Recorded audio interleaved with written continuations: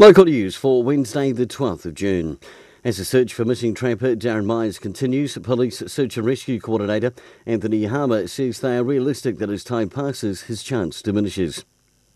Yesterday, progress was slow due to weather conditions, but police say if Darren Myers has been able to make good decisions and his equipment has stood up to the conditions, there is a chance he may still be alive.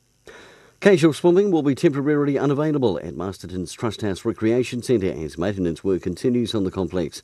The temporary closure takes place over 3 weeks, beginning on the 17th of June through to the 7th of July, reopening in time for the school holidays. This year's Wairarapa A&P show at Clearville will feature something a little different: lawnmower racing.